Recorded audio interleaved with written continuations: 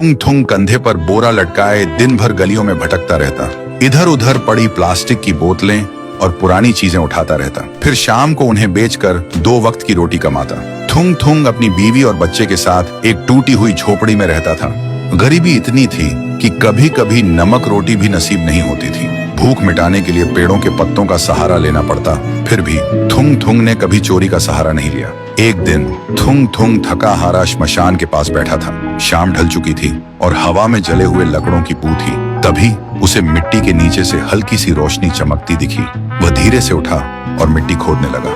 कुछ ही देर में उसे जमीन के अंदर से एक पुराना सा लोहे का घंटी वाला दिया मिला। जैसे ही उसने उसे उठाया, एक भारी आवाज गूंजी, जो भी इस दिए को जगाएगा उसकी हर इच्छा पूरी होगी, लेकिन बदले में उसकी सबसे प्यारी चीज चली जाएगी। थुंग थुंग का दिल जोर जोर से धड़कने लगा। वह मन ही मन सोचने लगा, सबसे प्यारी चीज मतलब क्या?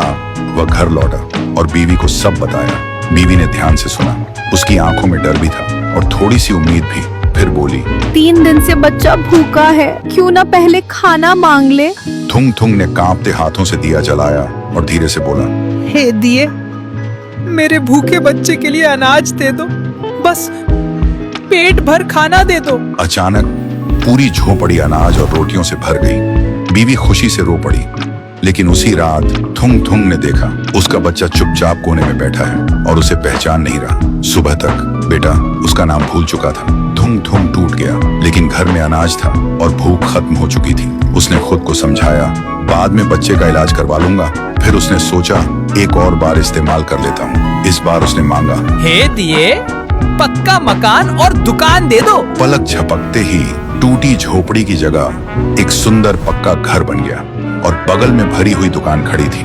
थुंग थुंग खुशी से बीवी के पास दौड़ा, लेकिन उसने देखा उसकी बीवी पत्थर की मूर्ति बन चुकी थी। थुंग थुंग चीखता रहा, रोता रहा और कोने में रखा वह दिया हंसता रहा, क्योंकि शर्त वही थी, हर बार सबसे प्यारी चीज खोना। अब थुंग थुंग के पास बड़ा घर था, पर वह पूरी तरह अकेला पड़ गया था। वह रोते हुए पत्थर बनी बीवी को गले लगाकर बोला, मुझे ये अमीरी जिंदगी नहीं चाहिए।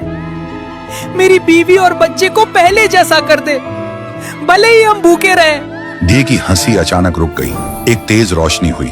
जब रोशनी हटी, न पक्का घर था न अनाज का ढेर। फिर वही पुरानी टूटी हुई झोपड़ी थी, लेकिन सामने उसका बच्चा खेल रहा था और बीवी मुस्कुरा रही थी। थुंग थुंग ने सुकून की सांस ली और उस मनहूस दिए को वापस श्मशान ले जाकर मिट्टी में हमेशा हमेशा के लिए दफना दिया।